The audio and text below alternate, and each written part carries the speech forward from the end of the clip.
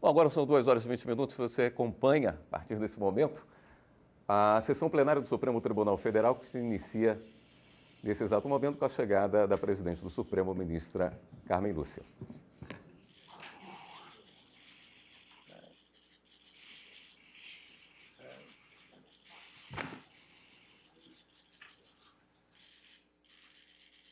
Boa tarde a todos. Podemos nos assentar, por favor? Daqui a pouco vem. Declaro aberta esta sessão ordinária do plenário do Supremo Tribunal Federal do Brasil.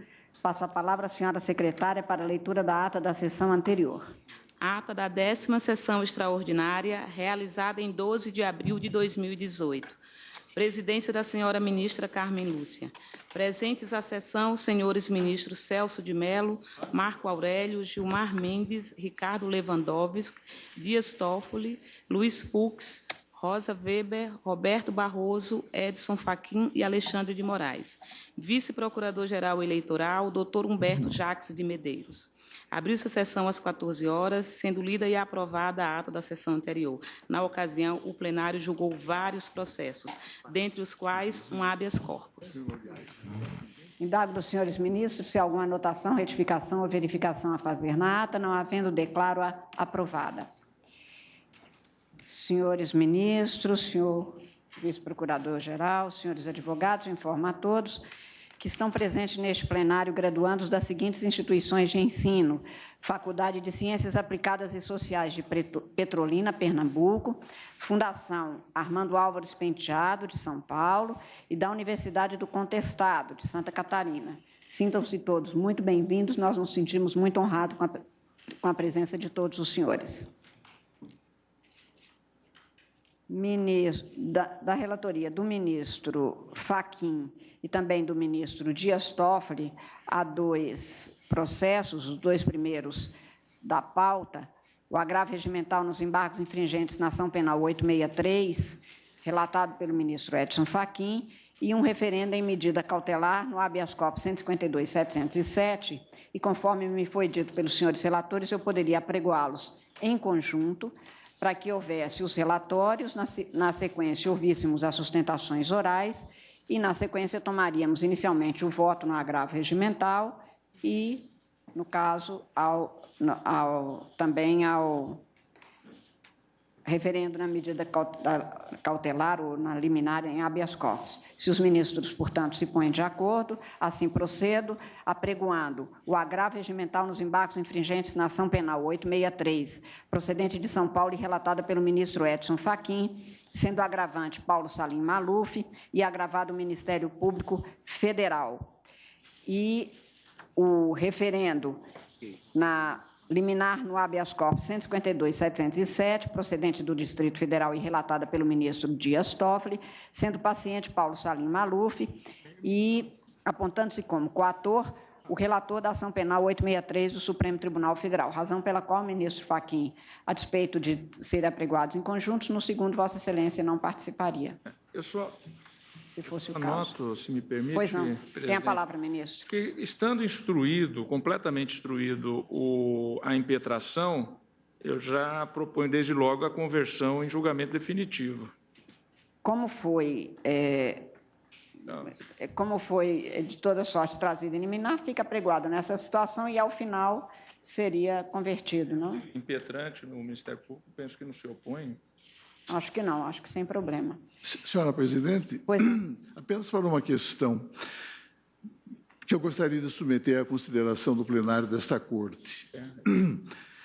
Por razões de foro íntimo, eu me declarei suspeito no caso que resultou na condenação objeto desses embargos infringentes. Isso fiz ainda quando da petição 4675 de São Paulo, de que foi relator o eminente ministro Ricardo Lewandowski. Transformada a petição em inquérito e trazida a denúncia a esse plenário para efeito de seu recebimento ou não, eu formalmente declarei a minha suspeição, e que consta expressamente da ata daquele julgamento. Pois bem, e eu tenho feito isso reiteradamente em casos que envolvem o senhora paciente e também agravante. Observo, no entanto, que há duas questões que são extremamente importantes nesse caso. Uma envolvendo o problema da interponibilidade dos embargos infringentes e a outra a propósito da admissibilidade ou não da ação de habeas corpus. É claro que são decisões que proferidas pelo tribunal, e o ideal seria que o tribunal as proferisse em sua composição integral, portanto, com os 11 juízes. Eu consulto o tribunal, eu sei que a questão da suspeição é um problema de foro íntimo, como no caso, de natureza eminentemente subjetiva, mas apenas para preservar a transparência desse julgamento, eu gostaria de submeter ao tribunal o exame dessa questão sobre se eu poderia ou não poderia participar da apreciação, seja da questão pertinente aos embargos infringentes, seja em relação ao tema da cognoscibilidade da ação de habeas corpus, uma vez que são decisões que, uma vez proferidas, terão projeção sobre futuros casos e, portanto, é algo que reclamaria a presença de todos, porque, senão, nunca iremos julgar, não é, em nossa composição plenária, com os 11 ministros presentes, porque sempre haverá alguém apontado ou como autoridade coatora ou não. Então, eu gostaria apenas de submeter ao tribunal, de maneira muito transparente e leal, essa indagação. Presidente, Pois não. exteriorizo sobre a colocação e entendimento. O próprio ministro Celso de Mello noticiou que se afastou do processo por foro íntimo. Então, importa saber o sentimento de Sua Excelência agora, diante dos recursos interpostos. Penso, e é o meu convencimento, que se Sua Excelência se declara equidistante, habilitado a votar, nada o impede de fazê-lo. O fato de ter antes jurado suspeição por foro íntimo não implica aí a projeção no tempo de forma indeterminada. Senhora presidente, pela ordem. Na verdade, pelo que eu entendi de Sua Excelência, o nosso decano, é que estarão em jogo aqui teses jurídicas É verdade. de natureza objetiva, onde não tem lugar o foro íntimo. De sorte que, sob essa perspectiva, nós precisamos... Vossa Excelência me permite, está realmente em jogo tese, mas tese que, conforme o entendimento do plenário, repercutirá no campo dos interesses do agravante. Talvez por isso, ministro Marco Aurélio, o ministro esteja, exatamente, nenhuma dúvida. É apenas para esclarecer que eu acho que o ministro Celso de Mello, por favor, me corrija se houver equívoco na minha compreensão, ele participaria da parte referente aos embargos. A questão da interponibilidade dos embargos infringentes e a admissibilidade da ação de habeas corpus. Mas não na parte final. Mas não me pronunciaria sobre o fundo da De qualquer controvérsia. forma, presidente, Então, a participação é no julgamento do caso concreto. Pois não. Isso é que eu deixei a ele se declarar. Sim, exatamente. Acho que Senhora é presidente, isso. Acho que é isso. inclusive, eu penso, e na oportunidade do voto falaria já nesse sentido, que, inclusive, quanto ao habeas corpus, em relação à cognoscibilidade ou não agora da ação penal, mas do habeas corpus, eu penso que também teríamos que ouvir o ministro Edson Fachin. Também, mesma linha de na mesma linha, para ter todos os ministros, a única alternativa seria, nunca teremos os 11 se pronunciando. Daí surge um problema mais sério. É que se Sua Excelência é apontado como autoridade coatora, não? No HC, sim. No HC, sim. Hein? Mas, quanto à cognoscibilidade, é uma proposição que eu faço. O colegiado é soberano para decidir com a devida vênia daqueles que eventualmente possam discordar. Porque, do contrário, vamos ficar nesse vai e vem sem conseguir firmar uma posição. Claro. Presidente, aí há um princípio básico, né, que, a meu ver, é inafastável, principalmente em época de crise aguda como a atual. A autoridade apontada como coatora não participa do julgamento. Isso é uma tradição no tribunal. É algo diverso de o ministro jurar numa determinada etapa processual suspeição e depois se declarar habilitado e não mais compelido a afastar-se do processo. Quanto à participação da autoridade coatora, infelizmente, eu não posso somar o meu voto à colocação feita pelo relator, o ministro Dias Toffoli. Eu apenas registro, senhora presidente, que há precedente deste plenário quando da criação do Conselho Nacional de Justiça e veio a esta corte um mandado de segurança contra o então presidente Nelson Jobim, e o que se decidiu este plenário foi no sentido de se afastar da distribuição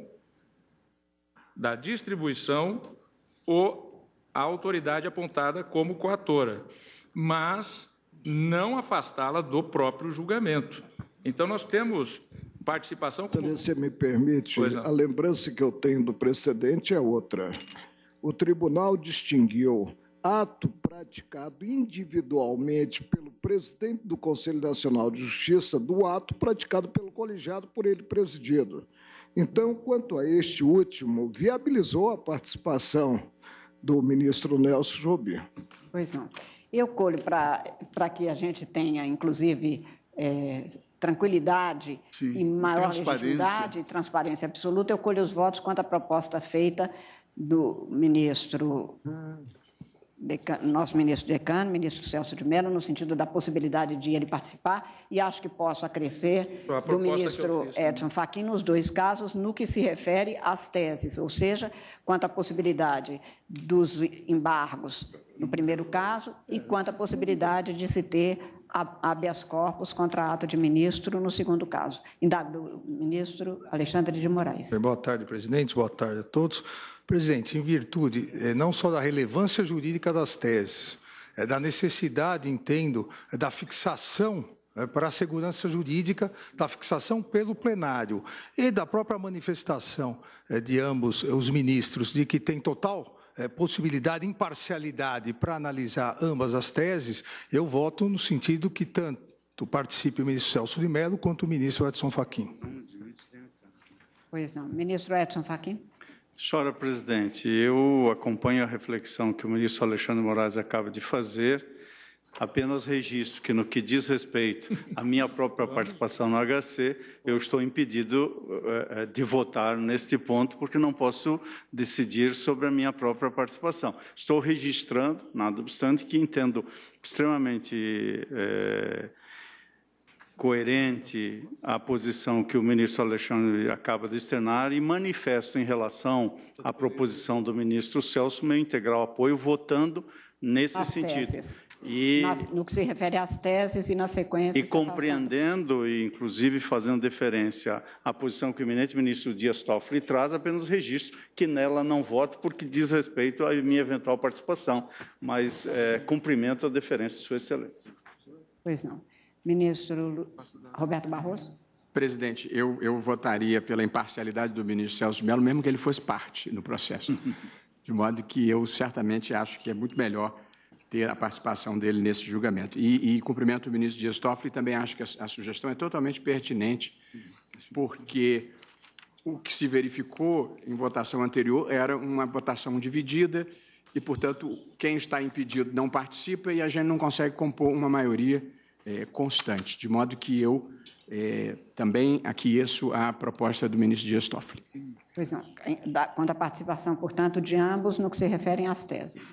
Ministra Rosa. Senhora presidente, eu penso da mesma forma, porque se nós vamos examinar o cabimento de embargos infringentes e o cabimento de habeas corpus contra ato de ministro dessa Suprema Corte, sempre teremos uma hipótese de impedimento, no caso do habeas corpus, e nunca teremos, assim, a coesão né, a voz da Corte a respeito do tema. Por isso, eu entendo de toda oportuna observação e a reflexão proposta tanto pelo ministro Dias Toffoli quanto pelo ministro Alexandre de Moraes. Eu voto pela participação de ambos. Pois não. Ministro Luiz Fux. Senhora presidente, já podia adiantar, em ambos os casos, nós vamos discutir a tese jurídica da admissibilidade de ambos os instrumentos. É uma questão objetiva, formal, não há foro íntimo que possa influir nisso, a não ser o próprio entendimento jurídico sobre a matéria. E exatamente por isso é importantíssima a participação do ministro Celso Mello e a proposição do ministro Dias Toffoli também vai nesse sentido. Já se manifestou no sentido, portanto, da admissão. Ministro Ricardo Lewandowski. Vossa Excelência quer? Pois não. Senhor presidente, eu cumprimento inicialmente o eminente decano pela preocupação que traz a este plenário. Creio que tornar público esse sentimento de Sua Excelência é algo muito salutar e contribui para a transparência dos trabalhos desta Suprema Corte. Com relação às questões discutidas, eu me pronuncio da seguinte maneira. Naquilo que respeita às teses, ou seja, a interpretação do regimento no tocante à admissibilidade ou não de embargos infringentes, creio que não há como e não é necessário invocar-se uma eventual suspeição ou impedimento. Também no que diz respeito à cognoscibilidade dos HCs, não vejo nenhum problema para que todos participem sem qualquer constrangimento ou obstáculo. Relativamente ao mérito do HC, ultrapassada a questão do conhecimento, é claro que fica a juízo do eminente decano participar ou não. Resta uma última questão, é a questão do impedimento da participação do julgamento do habeas corpus em si, quando alguém é apontado como uma autoridade coatora. Nesse caso, eu vou pedir vênia para acompanhar o posicionamento do ministro Marco Aurélio, porque penso que quando um HC ou um mandado de segurança é manejado contra um ministro desta casa ou qualquer outra autoridade, é claro que essa autoridade apontada como coatora não pode participar do julgamento da rigidez do próprio ato praticado. Então, é assim que me pronuncio, senhor presidente. Nas questões que serão debatidas em tese, creio que não há impedimento ou suspeição. Com relação ao aspecto subjetivo daquilo que será examinado pelo Supremo nesta sentada, qual seja o HC, aí fica a juízo do eminente decano. Com relação à participação da autoridade apontada como coatora, eu afasto, entendo que não é cabível, não é possível. Mas eu acho que é exatamente nesse sentido que todos estão votando. Todos estão votando nesse sentido. Pois não, então eu estou só explicitando como voto. Pois tá não, bom, pois agradeço. Ministro Gilmar Mendes. Pois não, presidente, ministro Marco Aurélio. Processos foram apregoados. Processos que têm partes envolvidas. Processos que revelam relação jurídica subjetiva. De início, não há como separar as matérias envolvidas nesses processos, para dizer-se que o tribunal vai se reunir como um verdadeiro órgão consultivo para elaborar uma tese, desconhecendo que o que for assentado repercutirá no campo dos interesses das partes do processo. Então, a meu ver, não cabe essa separação. Em segundo lugar, nós temos duas figuras que conduzem ao afastamento do órgão julgador. Refiro-me ao impedimento e à suspeição. E há distinção quanto a essas figuras. Em geral, sob o ângulo da suspeição, há o envolvimento de aspectos subjetivos. Enquanto, em relação ao impedimento, a lei contém o rol das situações jurídicas que levam ao impedimento. Disse que separo as situações colocadas. O caso específico a envolver o nosso decano, ministro Celso de Mello, que, ao invés de simplesmente participar da votação relativa a esses processos apregoados, submeteu, numa honestidade intelectual que é própria a ele, ministro Celso de Mello, a matéria ao colegiado. É louvável que assim tenha ocorrido. Disse, antes mesmo de votar, que se Sua Excelência, tomando inclusive a iniciativa, não era a minha hora de votar, já que voto, né, em antepenúltimo no plenário, né, que se Sua Excelência se entende habilitado a participar do julgamento, como se afastara por foro íntimo, nada impede que o faça. Agora, no tocante ao impedimento, que está no Código de Processo Penal, que está no regimento interno, que decorre da ordem, da organicidade do direito, eu não tenho como fechar os olhos. E até mesmo esquecer que o Supremo não é tribunal único, que nós temos 27 tribunais de justiça, nós temos 5 tribunais regionais federais, temos os tribunais superiores, e que o direito processual é uno. Não podemos entender que não há um impedimento no âmbito do Supremo e depois, se nos defrontarmos com uma situação a revelar participação de juiz impedido, a concluir que aí há o impedimento. Não existe uma legislação aplicável apenas a processualísticas que ocorra no âmbito do Supremo. Essa legislação é uma legislação linear. E, pela primeira vez, se abrirá uma exceção para permitir-se que a autoridade apontada como coatora no habeas corpus julgue o merecimento, o acerto ou desacerto do ato que proferiu. É um passo demasiadamente largo que não dou. E não dou nem mesmo sob o ângulo, me perdoem o desassombro, do sofisma, de dizer-se, olha, uma coisa é a preliminar, é a tese que será com repercussão no campo dos interesses das partes, será eleita pelo colegiado. Outra coisa é o julgamento de fundo. Repito que Vossa Excelência apregou 2 processos, e 2 processos subjetivos e não objetivos. Por isso, quanto à participação do ministro Celso de Mello, eu reafirmo, né, que enriquecerá a decisão a ser proferida. E quanto à participação do ministro Luiz Edson Fachin, entendo que, se Sua Excelência, né, tem a posição no habeas corpus de autoridade apontada como coatora, não pode julgar esse mesmo habeas corpus. É como voto. Pois não. Ministro Celso, Vossa Excelência quer ainda...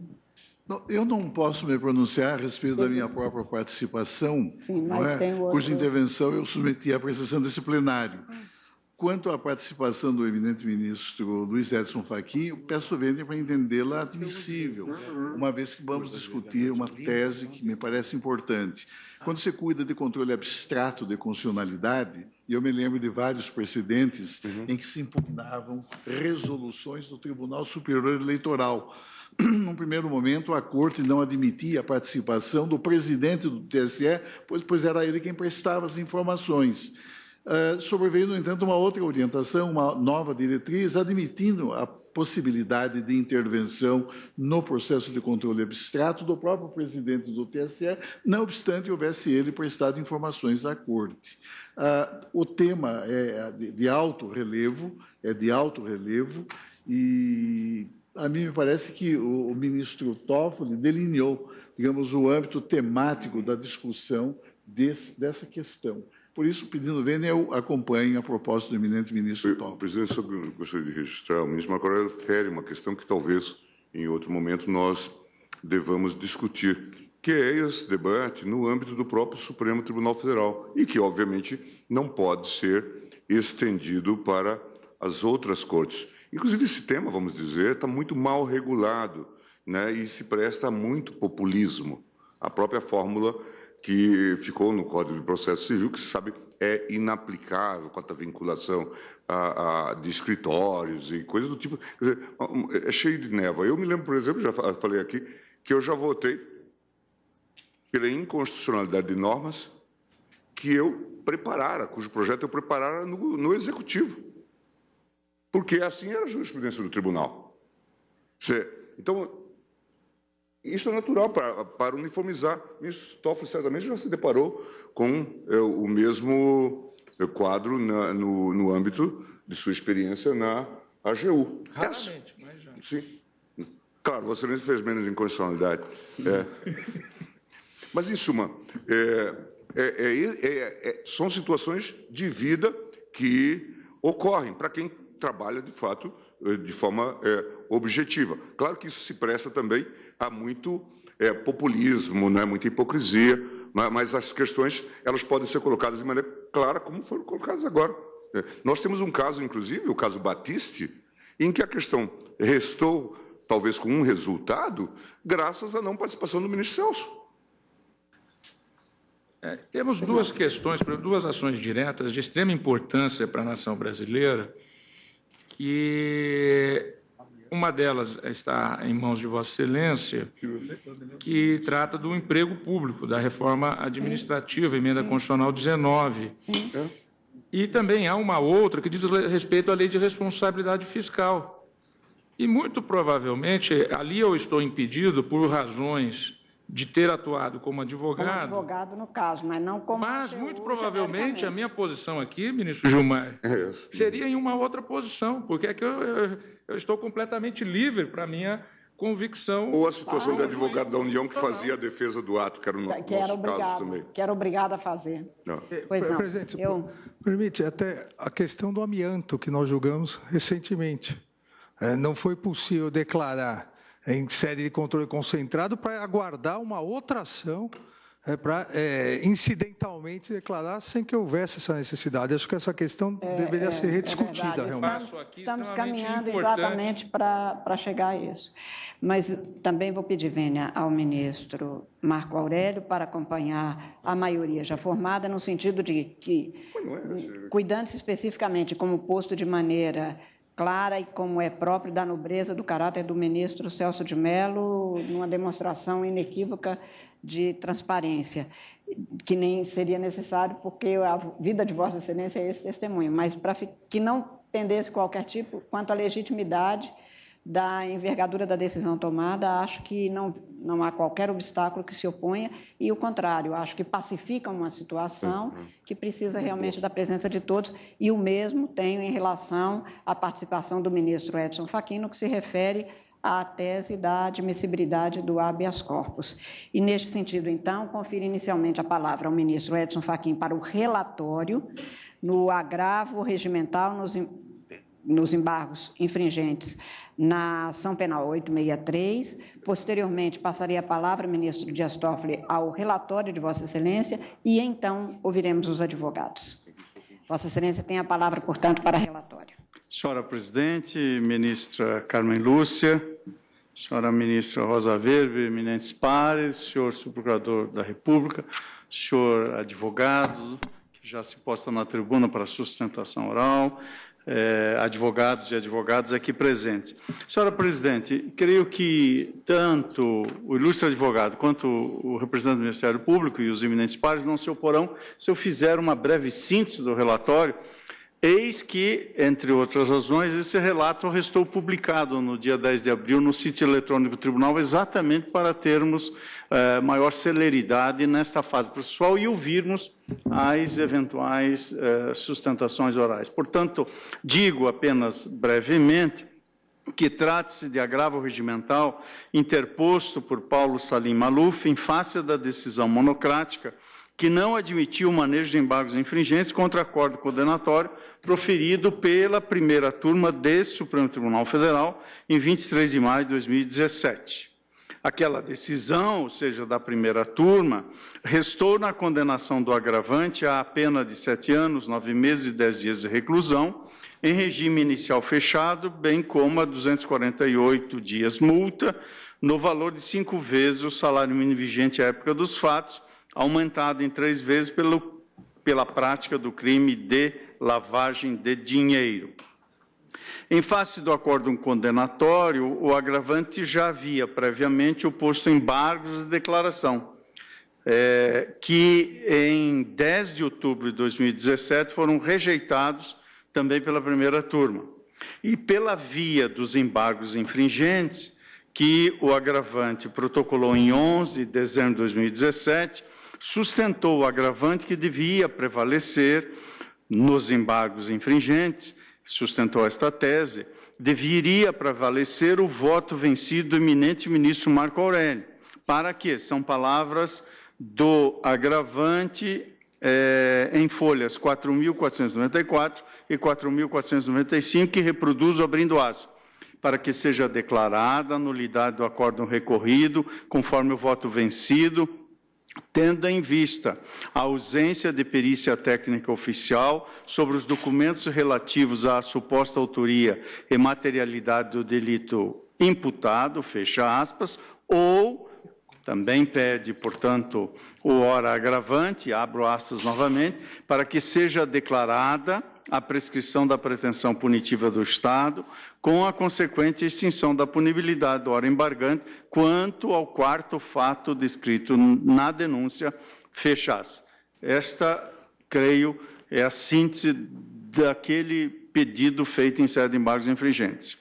Em decisão proferida por mim em 19 de dezembro do ano pretérito, com base no parágrafo 1º do artigo 21 do regimento interno desse tribunal, neguei seguimento aos embargos infringentes opostos, dada, pelo menos assim entendi, dada a sua manifesta inadmissibilidade e contrariedade diante da jurisprudência fixada pelo plenário deste Supremo Tribunal Federal.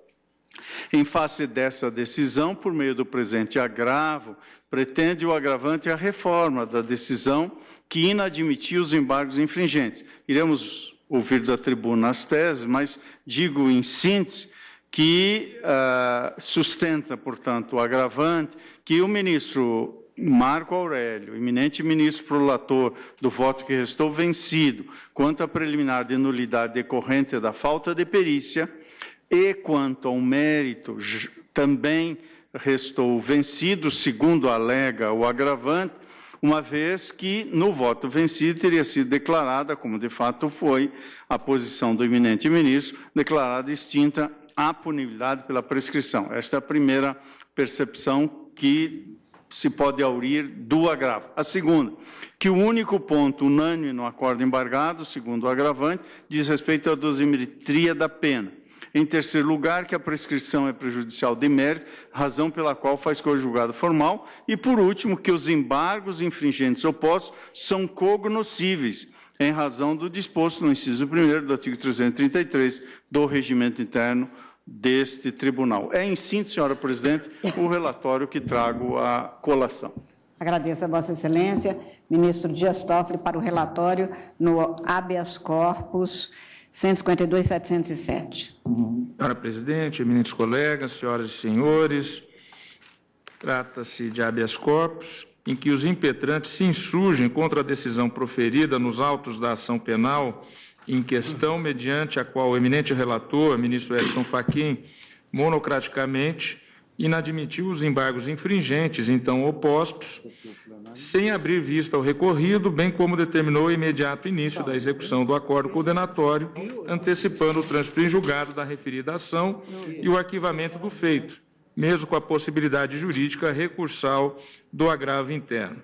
E aí, ao ver dos impetrantes, tal decisão, inadmitindo monocraticamente os embargos e determinando o início da execução, sem nem mesmo abertura para contras razões, no prazo de 15 dias, violaria o preceito do artigo 335 do regimento interno.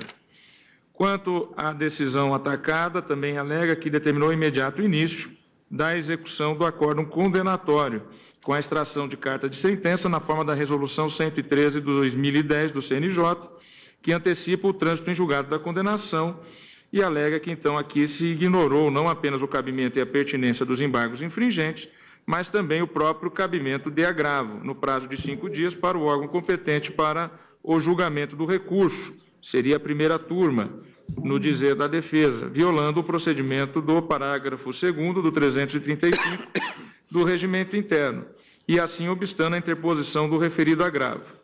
Também alega que, a partir da decisão, for emitida antecipadamente a declaração de trânsito em julgado e o arquivamento do feito, e que isso, então, subverteria a ordem legal do processo, tornando o paciente absolutamente injurisdicionado, violando a garantia constitucional do duplo grau de jurisdição, da segurança jurídica, da proteção jurisdicional, bem como do acesso à justiça. Pois bem, diz a defesa que a negativa de seguimento aos embargos infringentes com a determinação do imediato início da execução do acórdão condenatório, antecipando-se o trânsito em julgado da referida ação, frustrou a possibilidade de manejo do competente agravo regimental ou de qualquer outro meio de impugnação nos próprios autos da ação originária. Por essas razões, defende os impetrantes o cabimento excepcional do habeas corpus. Por estas razões. Eu vou procurando resumir um pouco o relatório, senhora presidente, porque haverá sustentação oral. No mérito, a defesa sustenta, em suma, o cabimento dos embargos infringentes opostos ao acordo condenatório proferido pela primeira turma nos autos da ação penal 863. Ponto que será discutido preliminarmente ao ouvirmos o voto do eminente relator e colhermos os votos na ação penal, no agravo regimental que Sua Excelência traz ao plenário. E aí, então, eu transcrevo aqui os argumentos da defesa no ponto, mas esse ponto ficará prejudicado no habeas corpus, evidentemente, em razão da decisão que tomarmos, e daí, por isso, que desde sempre, conversando e dialogando com o eminente relator da ação penal e com Vossa Excelência, a senhora presidente, sempre sugeri que, apesar de apregoados em conjunto, fosse exatamente, inicialmente, analisada a ação penal, o cabimento ou não dos embargos infringentes. Transcrevo aqui alegações nesse sentido, alegações relativas ao perículo in mora, que também transcrevo no meu relatório. Por intermédio da petição 16.174, de 23 de março de 18, a defesa de Paulo Salim Maluf reiterou o pedido de deferimento de liminar para assegurar ao paciente a liberdade ou a prisão domiciliar humanitária, em face de aventado agravamento do seu estado de saúde no cárcere. E aí, transcreveu a defesa quadro clínico do paciente. Penso que a essa altura já é público e notório a situação já divulgada em todos os meios de comunicação. Não obstante, também transcrevo aqui alegações da defesa em relação a esse pedido que sobreveio e chegou ao meu gabinete na segunda-feira, dia 23 de março, segunda-feira, 23 de março, naquela período da Semana Santa. Segundo os impetrantes, aí na reiteração, a admissão em 8 de fevereiro de 2018 por parte do ministro Edson Fachin do agravo regimental nos embargos infringentes, e isso revelaria um quadro de eventual execução antecipada da pena, já que, com a admissibilidade e o trânsito ao agravo, não haveria o trânsito em julgado definitivo, e que, portanto, seria possível um recolhimento domiciliar à luz do 318, incisos 1 e 2 do Código de Processo Penal. Requereu-se incidentalmente o acolhimento da medida cautelar e subsidiariamente, a concessão de prisão domiciliar humanitária ao paciente para a continuidade do cumprimento de pena. Pois bem, em vista de notícias supervenientes que vieram aos autos a respeito do agravamento dos problemas de saúde do paciente no cárcere, ad referendo, não tomei isoladamente, tomei ad referendo do plenário da Corte, na data de 28 de março de 2018, feriado judiciário, em caráter de urgência, deferia liminar ad referendo da Corte para permitir o cumprimento da pena sanção humanitária em regime de prisão domiciliar. Foram solicitadas informações que vieram aos autos, também foi colhida a manifestação da Procuradoria-Geral da República, que opinou pelo não conhecimento da impetração e, se conhecida, pela denegação da ordem. Por isso que entendo que estão aparelhados os autos para a sua convolução, já desde logo, num julgamento em definitivo, sem a necessidade de retornar esta discussão a este plenário. Gostaria, senhora presidente, de fazer alguns esclarecimentos, além do relatório que trouxe por escrito, que penso extremamente relevante. Nesses tempos de fake news, melhor seria dizer, notícias fraudulentas, mas não se trata de questão de fraude nas notícias, mas de equívoco na leitura das nossas decisões. Não é nem má fé nem dolo. Equívoco. Jamais este relator subverteu qualquer decisão do eminente ministro relator da Ação Penal 863. Eu não subverti a decisão de trânsito em julgado, eu não decidi contra a aplicação imediata da prisão.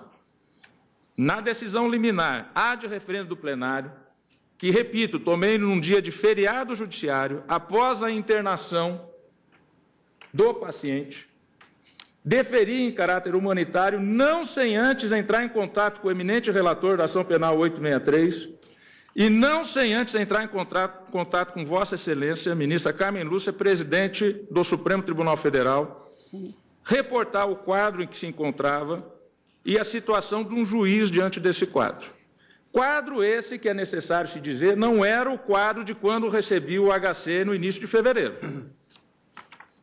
Nem era o quadro quando Vossa Excelência, durante o período de recesso, também recebeu alguns habeas corpus. E nem era o quadro quando o eminente relator determinou a execução. É importante que isso fique claro. Jamais decidi contra a decisão do eminente relator. Não é uma questão, portanto, de caçar decisão de colega, porque cassei nenhuma decisão do eminente relator. Nenhuma decisão do eminente relator foi cassada na minha decisão liminar.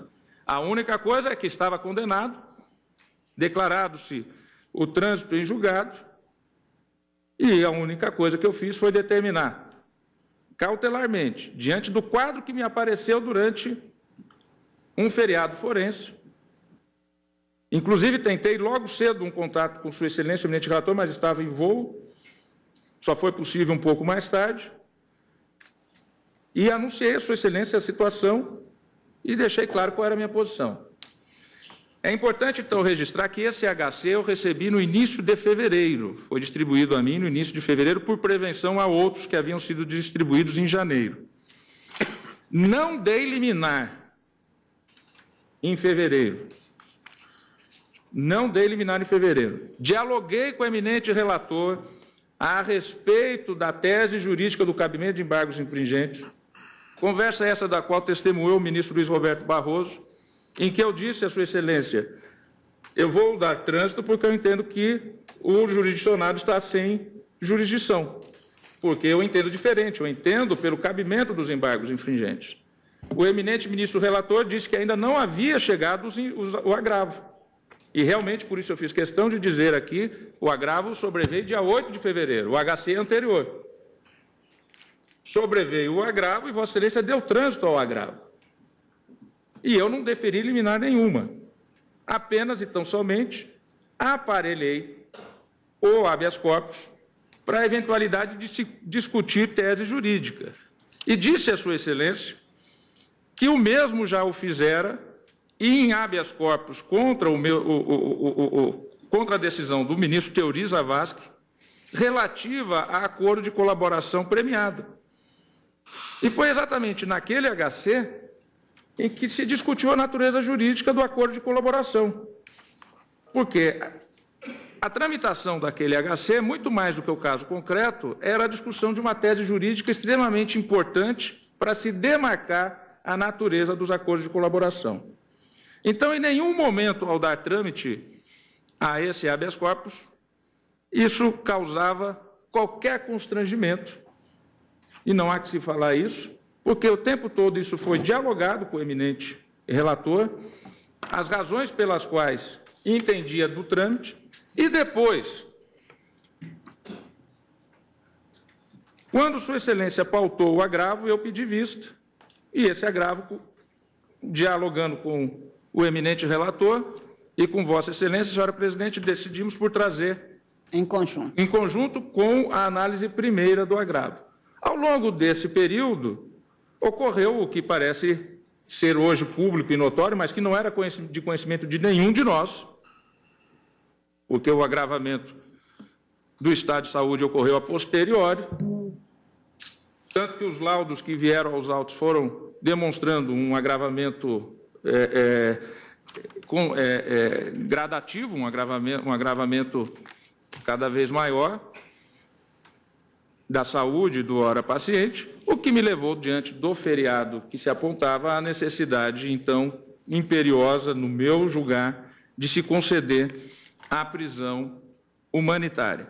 E essa prisão, volto a dizer, sanção. Em nenhum momento eu decidi contra as decisões proferidas pelo eminente ministro relator Edson Fachin. Segundo ponto importante deixar claro, para que não se haja os meios de comunicação com desvio à verdade dos fatos. Não decidi contra a decisão do ministro Fachin, não me sobrepus às decisões de Sua Excelência. Parametrizado nas decisões de Sua Excelência, reconhecendo haver ali uma prisão-sanção com trânsito em julgado, eu simplesmente deferi a prisão domiciliar humanitária. Foi isso que ocorreu no caso. E, repito, em todos os momentos, dialogando com Sua Excelência e comunicando à presidência do Supremo Tribunal Federal. Era isso que eu gostaria de esclarecer, senhora presidente. Eu agradeço a Vossa Excelência mais uma vez pelos esclarecimentos, inclusive esses para evitar interpretações equivocadas de eventuais atos praticados por esses ministros. E concedo a palavra ao doutor Antônio Carlos de Almeida Castro, que falará pelo paciente Paulo Salim Maluf. Vossa Excelência tem até 15 minutos para se pronunciar. Tem a palavra. Senhora presidente, senhores relatores, ministra Rosa, senhores ministros, ilustre representante do Ministério Público, meus queridos colegas de causa. Em primeiro lugar, quero agradecer mais uma vez a hipótese de estar falando perante a Suprema Corte e elogiar os dois relatórios absolutamente leais ao que consta do processo. Devo dizer, senhor relator, ministro Toffoli, agora nós temos dois relatores, eu tenho que identificar qual relator eu me dirijo. Devo dizer a Vossa Excelência que exatamente esse pedido posterior, dado ao agravamento de saúde do ora paciente, esse deferimento de Vossa Excelência com responsabilidade e com autoridade veio a salvar o ora paciente, rigorosamente. Eu costumo dizer que, para mim, o bem protegido mais valioso é a liberdade, mais até do que a vida. Muitos colocam a vida acima. Eu gosto da frase de Cervantes na voz de Quixote, quando ele diz a Sancho: pela liberdade, Sancho, pela liberdade e pela honra, se deve arriscar a própria vida. Eu digo que, neste caso, nós temos os dois valores absolutamente juntos, porque sem a possibilidade de se tratar, não teria como falar em liberdade, porque não teríamos mais vida. Seria, sem sombra de dúvida, a hipótese de extinção de punibilidade pela prescrição no caso do 107.1, infelizmente. Então, Vossa Excelência tenha a certeza que essa decisão tomada com toda a seriedade e com reverência à Corte salvou a vida do paciente. O que ocorreu? Na realidade, tentarei ser breve nessa questão, porque realmente hoje é público, o paciente não foi tratado aqui em Brasília. O sistema penitenciário brasileiro não oferece condições de tratamento. Eu digo isso, ministro Gilmar, com muita tranquilidade, porque sempre me dediquei a essa causa.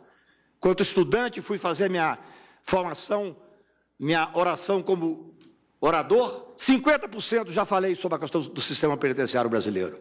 Ainda antes de ontem, consegui uma liminar no Tribunal Europeu de Direitos Humanos. Um cliente que está preso para extradição em Portugal. E consegui essa liminar porque o cidadão estava para ser extraditado e um dos motivos é exatamente a miserabilidade do sistema penitenciário brasileiro. Antes de ontem, há 2 dias, e invocando lá, na petição que a defesa fez junto ao tribunal, exatamente o julgamento histórico dessa corte, quando julgou o estado de coisas inconstitucional. Infelizmente, a situação só piora no sistema penitenciário. É bom, é importante, senhora presidente, que tenha um caso como esse, em que há visibilidade dada ao nome do paciente, a posição que ocupa, para que se possa pensar na seriedade que é um caso que não interessa só ao Paulo Maluf, mas interessa a todos que estão na mesma situação do que ele.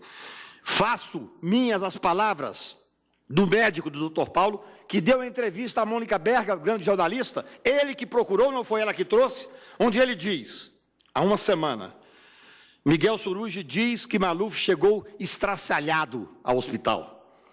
Médico do Paulo Maluf, urologista do Sírio-Libanês, diz que o ex-prefeito chegou estraçalhado, depois da temporada que passou na prisão. Para ele, e essa é a reflexão que serve um caso como esse, idosos não deveriam jamais ficar mantidos em regime fechado. A imobilidade, a depressão, a desnutrição podem ser fatais. As pessoas viram farrapos. E faz a frase que nos leva a refletir com todas as vênias. A pena de prisão passa a ser a pena de morte. E ele faz questão de dizer que não está falando no caso especialmente no caso do paciente. Está falando para que se reflita sobre essa questão. Fizemos o possível e o impossível para tentar mudar essa situação aqui na VEP, pois Sua Excelência e a turma determinou que fosse a VEP de Brasília, à época, responsável pela execução. E aqui, ministra Rosa, não há supressão de instância. Há um habeas corpus que tentávamos discutir a questão da liberdade, que hoje está com o ministro Mussi. Essa questão, como bem disse o ministro Toff, surgiu incidentalmente, dada a situação gravíssima que nós vimos naquele momento no habeas corpus posto aqui, que é um habeas corpus que tenta enfrentar a questão dos embargos infringentes. Vejam bem, Vossas Excelências, eu posso dizer, temos dois assuntos sérios a ser tratados aqui, o cabimento do habeas corpus e o cabimento dos embargos infringentes. Porém, para a defesa, o primeiro assunto, talvez o único, o mais importante, no caso concreto, é a possibilidade da manutenção da domiciliar para um homem de 86 anos de idade e que, infelizmente, o IML de Brasília estava certo. O IML disse que ele só poderia ficar preso aqui se tivesse as condições ideais de tratamento, e não tinha. Foi necessário que nós mostrássemos, num processo que tem essa visibilidade, absoluta falta de condições dos presídios, não é só em Brasília, do Brasil, de tratar um homem com 86 anos de idade e com doença do coração, com falta de mobilidade. Ele tinha um médico condenado dentro do quarto para fazer as necessidades básicas, porque ele não conseguia fazer. E os médicos do IML disseram à época, vai piorar se não for tratado o câncer. Vai piorar a questão da mobilidade. E hoje, infelizmente, Vossas Excelências devem ter tido conhecimento pela imprensa, e eu tenho a infelicidade de dizer que ele está com metástase, pelo fato de não ter sido tratado nesses meses, ele está perdendo a única visão que tem, pelo fato de não ter sido tratado nesses meses, desses 3 meses, e ele não teve tratamento sequer de fisioterapia. Ele hoje, no último boletim, é taxativo os médicos que assinam do Sírio-Libanês, que ele hoje já é cadeirante.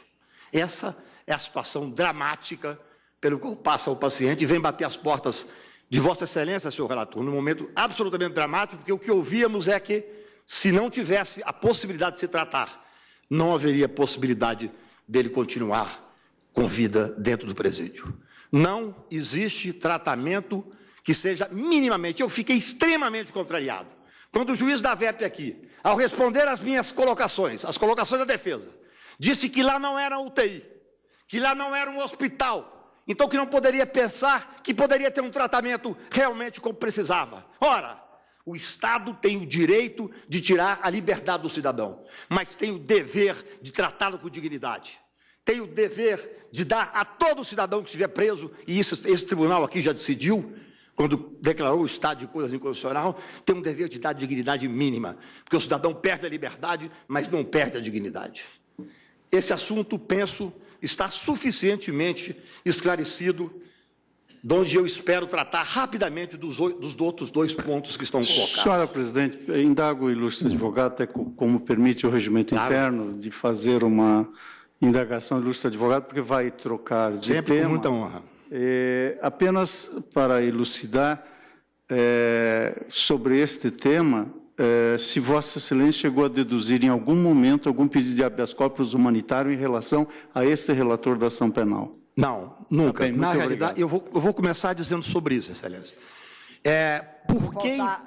Doutor Antônio, não, porque eu pedi que suspendesse para que o prazo de dar mais uns minutos. Preciso restituir não, o tempo. eu suspendi a contagem, vou recomeçar, porque aí não era sustentação. É importantíssima a manifestação de Vossa Excelência, porque eu quero deixar claro aqui por que nós entramos com habeas corpus. Realmente surpreendido, ministro relator Edson Fachin, quando Vossa Excelência, no último dia, no dia 19 de novembro, determinou, como todos sabemos, Vossa Excelência leu, o arquivamento, o trânsito em julgado e a prisão. A prisão, diga-se de passagem, por um crime cometido, no entender da primeira turma, há 20 anos. Eu fui estudante contra Paulo Maluf nas ruas, mas há 20 anos não há um inquérito contra ele. Desconheço, com a devida vênia, tivemos mensalão, tivemos lava-jato, o doutor Paulo não é citado. No entanto, o rigor da lei caiu sobre ele, eu tenho que respeitar, me cabe questionar exatamente com embargos infringentes. Para ser sincero, Excelência, entramos com agravo por dever profissional e por considerarmos que já viu o trânsito em julgado, ministro Fux, entramos também com habeas corpus, com muita lealdade. O ministro Fachin deu seguimento ao agravo que nós fizemos contra essa decisão. Entendo que, ao dar seguimento, levantou o trânsito em julgado. Por isso, o pedido do 318, feito naquela época. Para a Vossa Excelência, nós não fizemos o pedido de habeas corpus com cunho humanitário. Fizemos junto à primeira vara aqui, fizemos junto aos tribunais de justiça e fizemos junto ao Superior Tribunal de Justiça, que ainda não julgou. Depois, dado o agravamento da coisa, como existia um habeas corpus com o ministro Toffoli, nós fizemos um pedido incidental, dada a gravidade. Vossa Excelência tem toda a razão. O que nós fizemos, em primeiro lugar, quando fizemos o pedido de habeas corpus, dado a essa questão específica, mas poderia não ser, porque eu entendo, ministro Fachin, que não há demérito algum em entrar com habeas corpus contra um ato de ministro Supremo. Vossas Excelências podem muito, e é bom que não possam tudo. É evidente, há uma possibilidade de erro, sim. Ora, eu falo isso em nome da advocacia criminal, eu falo em nome do jurisdicionado, eu falo em nome da sociedade. Não se pode presumir que o voto monocrático seja absoluto. E digo mais, há uma inversão também aqui da mídia, muitas vezes, que diz que eu estou propondo a hipótese de um ministro se sobrepor ao outro. É claro que não, é o contrário. É propor trazer a essa corte para o plenário uma discussão monocrática que pode ser errada, sim. Vejamos, as poucas vezes, eu advogo há 35 anos nessa casa com muito orgulho. Eu entrei com 2 habeas corpus, tão somente. Não é que isso vai ampliar a quantidade de habeas corpus, mas eu não vejo por que um ministro do Supremo Tribunal Federal, que tanta responsabilidade e tanto poder tem, o ministro Marco Aurélio falava sobre isso na quinta-feira passada, aqui nesse plenário, qual é o demérito de ver submetido a uma decisão dele? E é só quando trata de liberdade, senhores ministros. O habeas corpus não é uma coisa que vai encher esse plenário e esse tribunal de processos. É só quando trata de liberdade. E a liberdade, e aí, ministro Barroso, com todas as cenas de respeito que tem a Vossa Excelência, vi Vossa Excelência propor aqui a modulação de processo com repercussão geral. Acho interessantíssima a proposta para processo de repercussão geral, não para processos onde inclua a discussão de liberdade. A liberdade não deveria passar pelo crivo da repercussão geral. A repercussão está íncita à liberdade, que é o bem maior que se pode pedir junto ao Poder Judiciário. É óbvio, é necessidade de racionalizar essa corte, uma corte constitucional. Isso é mais do que evidente, mas eu tenho certeza absoluta que a sociedade brasileira se sentirá mais protegida, mais abarcada por esse tribunal, se nós pudermos bater as portas dessa casa, sempre que possível tiver em jogo a liberdade, com os habeas corpus. No caso concreto, é contra um ato de ministro. Nos outros casos, por favor, em nome da advocacia criminal, não diminuam o escopo do habeas corpus. O habeas corpus precisa deste poder judiciário. No caso concreto, senhor ministro Marco Aurélio, eu tenho absoluta convicção que faço um habeas corpus contra um ato de um ministro que respeito e que absolutamente em nada, até não gosto da expressão autoridade coatora. Acho que é a possibilidade de se trazer à casa uma discussão seríssima. E eu confio, sinceramente, assim como tenho honra em ocupar essa tribuna em nome da advocacia, sei que cada um de Vossas Excelências tem honra de ocupar essas cadeiras. Eu confio que essa será uma tradição antiga, resgatada, e que nós poderemos conhecer, sim, do habeas corpus, para então julgar o que for necessário, sempre pano de fundo à liberdade. A questão dos embargos infringentes, acho que é uma questão seríssima. No caso concreto, ministro Alexandre, depois que tive o prazer de despachar com Vossa Excelência, fiz uma série de reflexões. Veja bem, nós não tivemos oportunidade, quando entramos com embargos infringentes, Sua Excelência, o ministro Fachin, sequer mandou o Ministério Público. Nós defendemos que cabe embargos. Vou ser rápido, porque o tempo é curto. Mas eu não estou pedindo dessa tribuna, e nem no meu habeas corpus, que se julgue aqui esses embargos agora. Eu quero julgar o cabimento, que o processo vá ao Ministério Público. Depois de aviado, nós vamos discutir as teses. Porque, veja bem, existem algumas questões relevantes. Primeira, todos sabemos que no plenário seriam 4 votos. Aqui, 1 ou 2, porque é questão de turma. Ainda não se decidiu isso, mas eu não proponho essa decisão aqui. Eu proponho que se diga que se cabe o habeas corpus, o meu pedido é exatamente esse, o regular processamento, autuação e distribuição dos adutos de embargos, interposto contra o acórdão. Para depois o plenário, nos embargos, discuta isso. E outro ponto que é fundamental, ministro Lewandowski, é que o ministro Fachin citam uma importante decisão do ministro Celso, tive o prazer de despachar com ele ontem sobre isso, e nessa decisão, o ministro Celso faz uma discussão absolutamente fundamental sobre absolvição própria ou absolvição imprópria. Ora, lá naquele caso, pelo menos do entendimento da defesa, o que ocorreu é que era execução da pretensão executória. Existia pena, existia sanção. A leitura que se fez do CAPES naquele voto, Excelência, e com todas as vênias, é o contrário que eu defendo. Neste caso aqui, nós estamos defendendo, houve a prescrição pela pretensão punitiva. Não há punição. Há coisa julgada material. No mínimo, Excelências, no mínimo, essa questão não é uma questão só menos importante, é uma questão importantíssima. Eu acho que nós, embargantes, temos o direito de discuti-la quando os embargos forem aviados, evidentemente, se Vossas Excelências entenderem que merecem ser aviados. Primeiro ponto, cabe embargo de infringentes quando há um voto vencido? No meu ponto de vista, me parece claro. Porque se cabe com 4 votos no plenário, não se pode negar a previsão expressa no Código de Processo Penal. Segundo ponto, o voto de Vossa Excelência, o ministro relator, o ministro Marco Aurélio, foi um voto vencido o suficiente para levar a discussão dos embargos infringentes? A mim me parece absolutamente claro, porque é absolvição própria. É diferente quando é a pretensão executória. Aí é imprópria porque houve sanção. No mínimo, essa questão é interessante e penso, temos o direito de levá-la à discussão no plenário dessa casa quando o julgamento dos embargos. Porque é importante, para finalizar, que quando fizemos os embargos infringentes, na realidade, quando assumimos essa causa, o que nos interessava era a discussão interessantíssima da natureza da lavagem, se crime instantâneo ou crime permanente. Posteriormente, conseguimos, só mais 1 minuto, Excelência, prometo terminar. Quando conseguimos, nos embargos, que o competente escritório, Dr. Ricardo Tosso, fosse até as Ilhas Jersey e trouxesse a documentação que comprovou a saciedade dos embargos, o ministro Fux, inclusive, chegou a falar sobre isso rapidamente, que não era ele que teria movimentado. Nós, nos embargos, pleitearíamos a absolvição. Os documentos trazidos nos embargos de declaração comprovam que não foi ele que movimentou. Como decidir isso, no meu ponto de vista? Com o conhecimento dos embargos, que é o que se pede. Primeiro, o conhecimento do habeas corpus, respeitosamente, a importância do habeas corpus, e depois a possibilidade de submeter a Vossas Excelências o julgamento dos embargos. E, é claro, como pedido principal, que se mantenha a prisão domiciliar por uma questão de realmente de manter a vida, que é o bem comparável à liberdade. Obrigado, Excelência. Agradeço a Vossa Excelência, concedo a palavra ao vice-procurador Procurador-Geral da República, doutor Humberto. Tem a palavra, Vossa Excelência. Muito boa tarde a todos, excelências, ministros, senhores advogados, dileta audiência.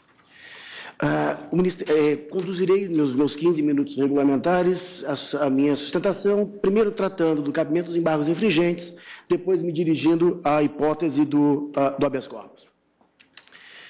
Em primeiro lugar, com relação aos embargos infringentes, o Ministério Público apenas postula perante o plenário desta Corte a reafirmação da jurisprudência aqui já assentada e me tomou a liberdade de ler às suas excelências a ação penal 409 da relatoria do ministro Celso de Mello, onde ficou assentado que os embargos infringentes, de que esta modalidade recursal, os embargos infringentes, de que somente a defesa pode utilizar-se contra condenações penais originárias pelo Supremo Tribunal Federal, depende, quanto à sua admissibilidade, da existência em favor do réu de pelo menos 4 votos vencidos de conteúdo absolutório em sentido próprio. Não se revelando possível, porém, para efeito de compor esse número mínimo, a soma de votos minoritários de conteúdo diverso, como, por exemplo, a soma de 3 votos absolutórios com 2 votos meramente declaratórios da prescrição penal. Prescrição penal, repito. Distinção necessária para os fins do parágrafo único do artigo 333 do Regimento Interno do Supremo, entre votos minoritários de conteúdo absolutório em sentido próprio e aqueles que meramente declaram consumada a prescrição penal. Esta Corte admite, reconhece que existem embargos infringentes no processo penal nessa instância, mas não para toda e qualquer pretensão do réu. Apenas e tão somente para fazer valer votos vencidos de conteúdo absolutório. Algo que, não havendo nesses autos, com maestria, com a qualidade que lhe é própria, o relator indeferiu liminarmente os embargos infringentes, fazendo-se nos autos uma declaração de trânsito em julgado da decisão. Transitado em julgado, principia-se a execução. Os embargos infringentes, de acordo com a jurisprudência desta Corte, não são cabíveis nesta Corte quando a pretensão do réu não é discutir a sua absolvição, mas como no caso, por exemplo, a discussão meramente prescricional. Com relação à discussão aqui feita sobre o habeas corpus, que é o segundo ponto trazido à discussão desta Corte nesta tarde, o Ministério Público divide também a sua postulação em 2 aspectos: a questão do cabimento e a questão do mérito propriamente dito do habeas corpus. É assaz importante que esta Casa não perca de vista que há 3 grandes construções judiciárias no Ocidente. Uma, o Judicial Review americano; o segundo, o desvio de poder, o détournement de pouvoir francês; e o terceiro, a doutrina brasileira do habeas corpus, construída historicamente nesta Corte. É importantíssimo, isso tem sido com muita frequência relembrado, e o Ministério Público continua fiel a que esta Corte não abandone essa edificação jurídica feita ao longo de um centenário de funcionamento da Corte. O que importa ao Ministério Público com relação à doutrina brasileira do habeas corpus é que este caso, este habeas corpus em peculiar, joga esta Corte num belo dilema entre criador e criatura. Se esta Corte, que criou esta dimensão enorme e maravilhosa do habeas corpus, está disposta, ela, para proteger a sua criatura, o habeas corpus, lesar a si mesma. Aí uma das figuras do cristianismo primitivo, depois do peixe, é a do pelicano, porque o pelicano, na mitologia, tirava de si, da sua própria carne, para alimentar a sua cria. Aqui, 2 ministros, de maneira sublime, cada um compreendeu de uma forma diferente esses 2 valores. Esta Corte, porque muito transparente, porque muito austera e porque absolutamente visível tudo o que se passa aqui dentro, ela deixa transparecer a toda a sociedade eventuais divergências entre seus membros, porque a Constituição e a Corte são plurais. Mas a Constituição é única, a jurisdição é única, e a Corte, por seus ministros, por suas turmas ou por seu plenário, sempre se pronuncia por unidade.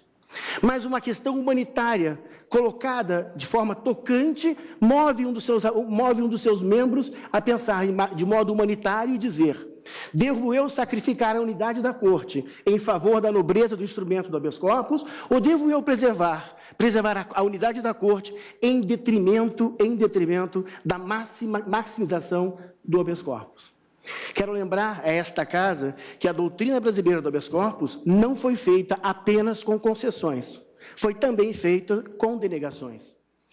Rui, na tribuna desta corte, beija a mão de Pires Almeida quando o HC 300 é denegado. E essa denegação é um pilar dessa história. A história se constrói concedendo e negando, acertando e errando. Mas o que se põe aqui à corte hoje refletir é qual o valor mais importante. Na preservação da própria corte, no tamanho da sua exposição, num aparente, insiste o Ministério Público, aparente antagonismo entre seus membros, ou uma maximização ao extremo do habeas corpus, até mesmo em caráter humanitário. Acho, e aprendi, que a razão de ser do direito penal e do direito processual penal, e por isso professo a profissão de membro do Ministério Público, é a proteção do mais fraco. A regra, como diz Ferraioli, do più debole, o mais fraco. No cometimento do crime, não há dúvida que a vítima é o mais fraco, e por isso o Estado, o Ministério Público, reage com toda a energia necessária.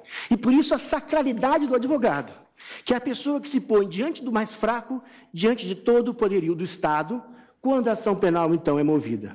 Aqui, não há dúvida, há o mais fraco, há um réu, há um condenado, que logicamente, não faticamente, logicamente é o mais fraco, é o più debole. Mas como se pode lidar com frieza, naturalidade e inteligência com os mais fracos diante do dever de justiça e da autoridade de um direito efetivo? A resposta, ao ver do Ministério Público, passa pela fidelidade a alguns parâmetros previamente fixados, não por nós, não pelas nossas paixões ou não pelos nossos sentimentos, mas pela frieza, racionalidade e inteligência da lei e do legislador. Por que digo isso?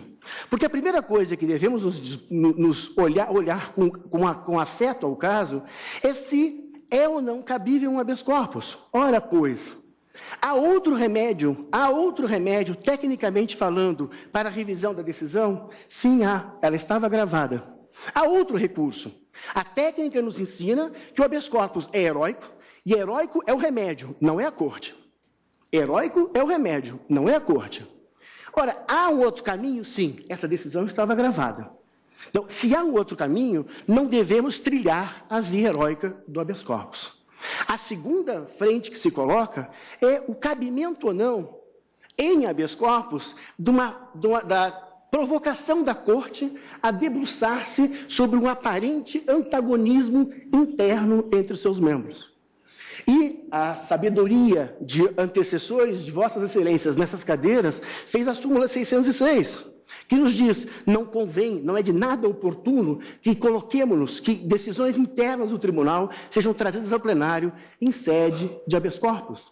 Desde que o Supremo Tribunal Federal existe, sempre houve habeas corpus, sempre houve questões humanitárias, sempre houve divisão em turmas, divisão e votos singulares e presidência. Todos esses elementos que hoje nos intrigam não são novos na história dessa corte.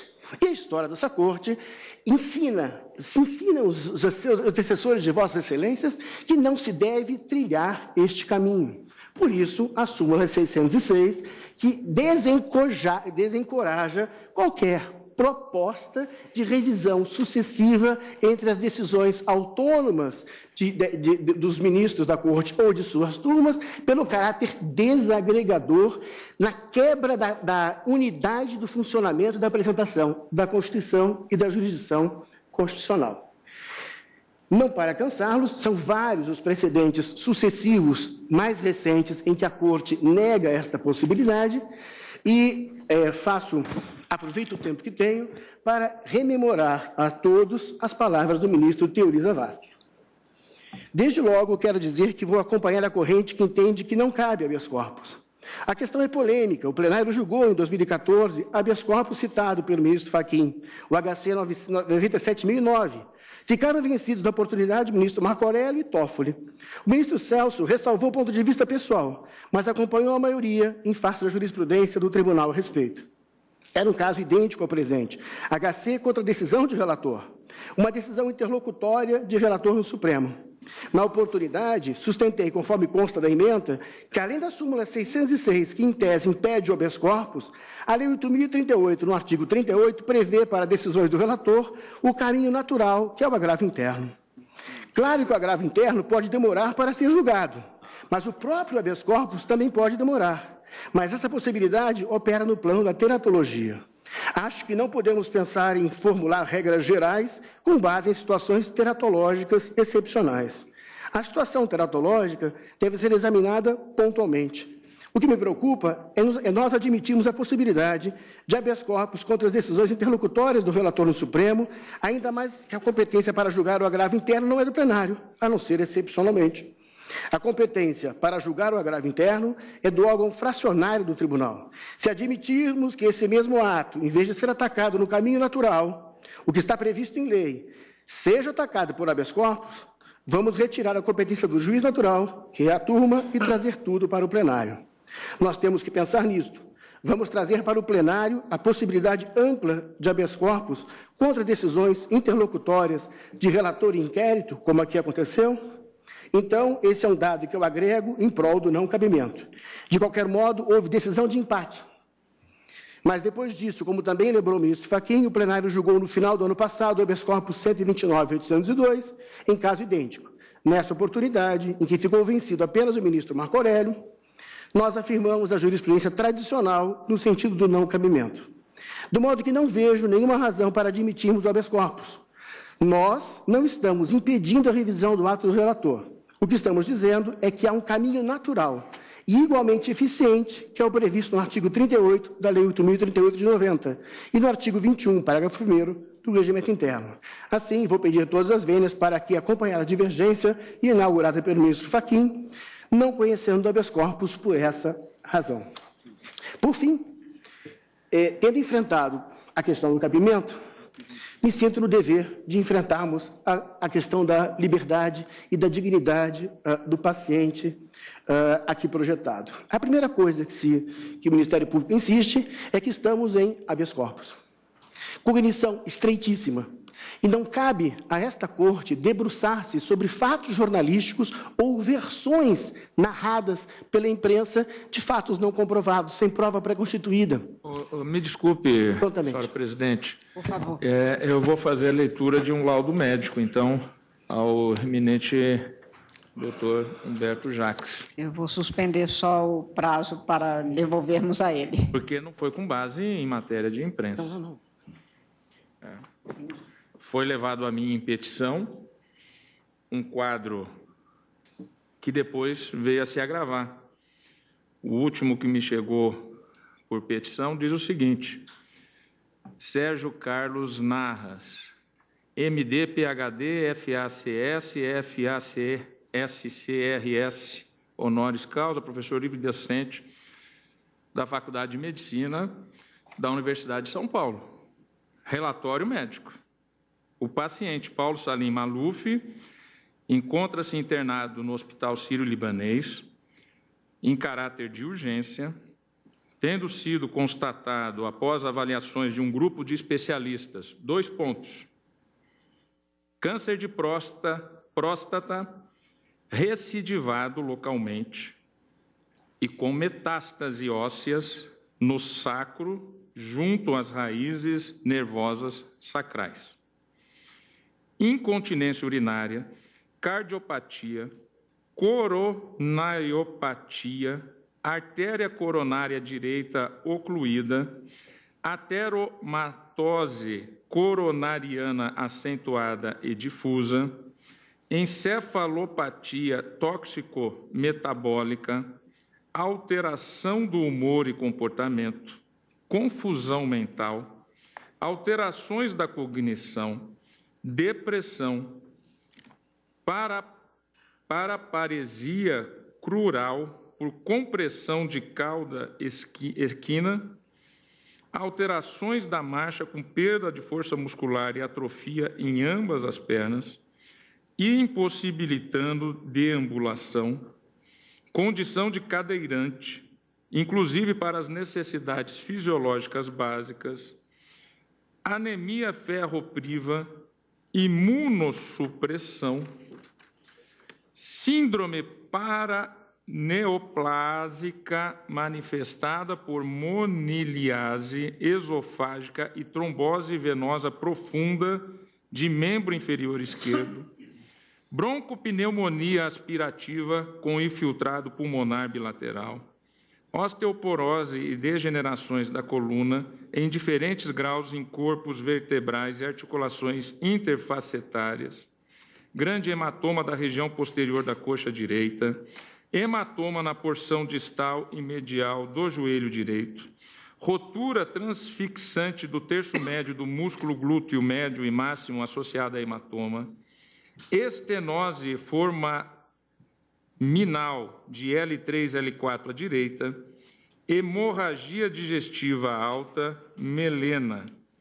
De acordo com a anamnese realizada e frente às falências instaladas, houve uma priorização na realização de exames laboratoriais e complementares por imagem, principalmente devido ao estado debilitado em que se encontrava o paciente.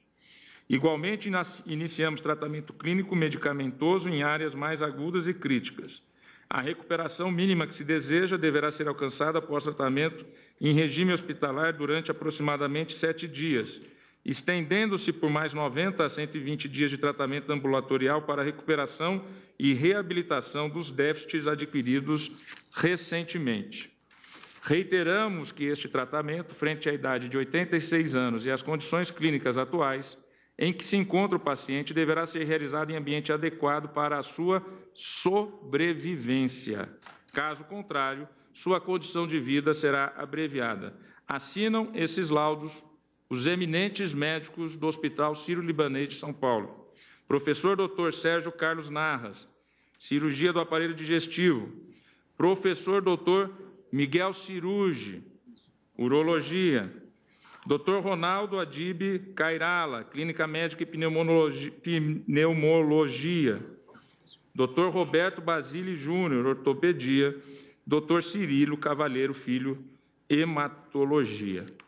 O Ministério Público tentou o direito de eventualmente impugnar e dizer que esse laudo possa não corresponder à verdade, que o faça. Por favor. Obrigado, Excelência. Esclarecido pelo eminente ministro relator. O Ministério Público não impugna o laudo. Palavra. Muito obrigado, por 2 minutos e 12 minutos. 2 minutos e 12 o Ministério Público não impugna o que está noticiado. O que o Ministério Público evoca é a técnica. A técnica diz que em habeas corpus nós não examinamos matéria fática. É que Vossa Excelência disse que era matéria de imprensa. Não. Perdão, ministro, da tribuna. Da tribuna, os últimos fatos. Toda a matéria fática que eu peço que não seja considerada, porque matéria de fato, matéria de prova, não cabe em habeas corpus. O ponto de vista, de qualquer forma, o laudo fala em 7 dias de hospitalização e depois tratamento ambulatorial, se eu ouvi bem. De qualquer sorte, encaminhando para o encerramento, o que se posta aqui nesta Corte, no magnânimo instrumento do habeas corpus, é uma postulação de cunho humanitário. Não há por que negar à jurisdição a condição humana, afinal de contas, essa Corte, de tão humana, também falível o é. A humanidade e a falibilidade são próprias de nós todos aqui. Mas o que exalta o Ministério Público é apenas, então, somente uma questão de como serenar o espírito diante de denegações ou concessões de cunho tão dramático. E, por isso, volto ao leito que segurança dá, que é o leito da lei, o leito da legislação. Insisto que a Lei de Execuções Penais diz que, no caso, eu tenho um réu condenado para regime fechado, somente se admitirá o recolhimento de beneficiário em regime aberto, em residência particular, quando maior de 70 anos, acometido de doença grave, gestantes e condenados. Ou seja, 70 anos de doença grave se aproxima muitíssimo do que diz a LEP. Lastimavelmente, o regime do caso é fechado, não é aberto. A prisão domiciliar do Código de Processo Penal é uma prisão provisória, não é uma prisão de execução de sentença. Então, não cabe, ao sentido do Ministério Público, dentro da baliza estrita da lei. Se a lei não serve, e encerro meu pronunciamento, se a lei não serve, resta a equidade. A equidade é a última frente em que podemos tentar chegar a legitimar uma atitude humanitária de uma Corte Constitucional. Mas aí, para usar a equidade, invoca o Ministério Público um princípio tradicional da equidade. Aquele who comes to equity must come with clean hands. Aquele que procura por equidade deve vir de mãos limpas. Ora, quem, notificado pela juíza no hospital, que após a alta deveria ela se apresentar, se dirige a São Paulo, dificultando a execução, ao ver do Ministério Público, não possui clean hands. Muito obrigado. Eu queria também fazer um esclarecimento que, na decisão que eu deferi na forma do pedido formulado. E na forma do pedido formulado, na petição do impetrante, era o cumprimento em São Paulo e, portanto, com a ida a São Paulo para a Vara de Execução Penal de São Paulo. Tanto que isso subjazia no meu despacho, a defesa fez o pedido de aclaramento diante de manifestações da Vara de Execução de Brasília, totalmente impertinentes e incabíveis, porque não cabe a juiz de primeira instância censurar a decisão do Supremo Tribunal Federal. Não cabe. E esclareci, então, com a devida vênia do doutor Humberto Jacques de Medeiros, a manifestação de Vossa Excelência, a ida a São Paulo foi com autorização deste juiz. E reitero de público. Pois não. Agradeço a Vossa Excelência. Para, portanto, voto no agravo regimental, tem a palavra o ministro relator Edson Fachin. Senhora Presidente, eminentes pares, inicio saudando ambas as sustentações que trazem importantes contribuições ao debate desta matéria e vou me cingir ao aspecto nuclear que, nesse momento, está em julgamento, que diz respeito à admissibilidade ou não dos embargos infringentes. Como se pode lembrar, em alguns momentos como esse, ao brocar do latino res non verba. Que fato temos aqui para apreciar, independentemente das construções argumentativas? O fato é que temos um julgamento levado a efeito em ação penal pela primeira turma desse Supremo Tribunal Federal, julgamento no qual, em sede preliminar, um dos votos que restou vencido concluiu pela nulidade processual em face da ausência de perícia. Vencido neste ponto, deliberou sobre a prescrição da pretensão punitiva do Estado em face ao denominado quarto fato naquela ação penal. Um dado fato, que também não está em questão aqui nesse momento, como, aliás, disse bem da tribuna o ilustre advogado, também não está em questão aqui o mérito dos embargos infringentes, porque se esse relator for vencido, haverá uma distribuição e apreciação do mérito oportuno. O que está em questão é que temos, portanto, numa deliberação da turma, um voto vencido, que indicava e votava, como sempre, de modo sólido e fundamentado, pela nulidade processual por ausência de uma dada perícia, e depois também pelo reconhecimento da prescrição punitiva, da prescrição da pretensão punitiva do Estado. Vencido nesses dois momentos preambulares, ainda em fase desta deliberação, passou-se a condenação. E, portanto, a questão está em saber se esta circunstância admite ou não embargos infringentes. Tenho para mim, como está na decisão agravada. Desde logo peço todas as vênias, as compreensões em sentido diverso, tenho para mim que embargos nessas circunstâncias, nesse contexto, portanto, eu estou a falar desses embargos e não de embargos em abstrato. Desses embargos, tenho para mim que são inadmissíveis e vou procurar aqui fundamentar a posição e submeter esta deliberação a este colegiado. Então, eu digo que, por meio da decisão recorrida, chancelei, no caso concreto, e estritamente nessa hipótese, a inadmissibilidade dos embargos infringentes à luz do que entendo ser a jurisprudência até hoje, pelo menos até este momento, assentada pelo plenário desta Suprema Corte. Não se trata, nesse momento, conforme entendo, de se debater a admissibilidade abstrata dos embargos infringentes, ainda que, obviamente, seja possível. dos embargos infringentes, abstratamente considerados, em face de decisões proferidas em ações penais originárias no âmbito desse Supremo Tribunal Federal. A compreensão que acentuo diz respeito a estes embargos e, portanto, a inadmissibilidade dos embargos infringentes, no caso concreto, por força da natureza da divergência que se verificou quando do julgamento da presente ação penal no âmbito da primeira turma. É evidente que, se a compreensão deste plenário for em sentido diverso, esse relator, como não poderia deixar de ser, não só em homenagem à colegialidade, mas também à ideia de unidade na pluralidade que forma esse tribunal, passará a adotar o entendimento que reputarei novo entendimento, mas passará a ser adotado. Entendo que, neste momento, aplica-se, no caso, a regra do parágrafo 1º do artigo 21 do regimento interno desse Supremo Tribunal Federal, que autoriza o relator monocraticamente, independentemente da oitiva da parte contrária, leio a regra, negar seguimento a pedido ou recurso manifestamente inadmissível, improcedente ou contrário à jurisprudência dominante ou à súmula do tribunal. Em face dessa regra, neguei seguimento aos embargos, cujo trânsito agora se pretende obter, e é justa e legítima a pretensão ser apreciada, se pretende obter na via deste agravo que está em debate.